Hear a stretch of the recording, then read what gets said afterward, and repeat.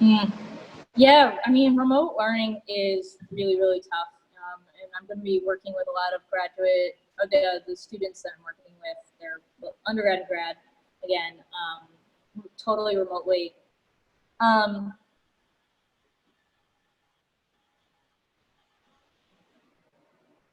I think one thing is like, you know,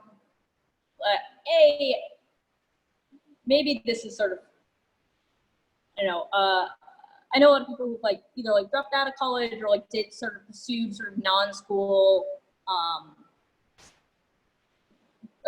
like tertiary, whatever, like master's degrees, but like without school, and then instead as projects. And I think that it's those projects and those interests that can really drive like a really understanding thing beyond your schoolwork. So like finding, and I think, schoolwork's really important. I am trying to register for classes right now because I'm like, I really would like somebody to teach me this rather than having to rely on youtube.edu, because there's no sort of interaction with that, and it's just things that are coming at me, and maybe I'm not paying attention, I don't know. But like finding those projects in which you can kind of apply those systems or thinking about those.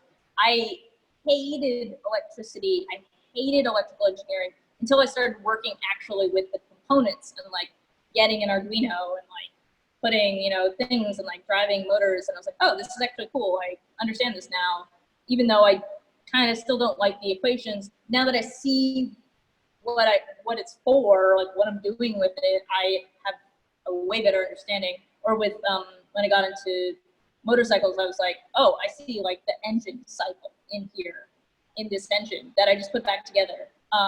Cool. I understand it now, I think. So it's really like finding how to relate those things to your everyday life. And I think especially with like the independent learning model, that's going to be more and more important.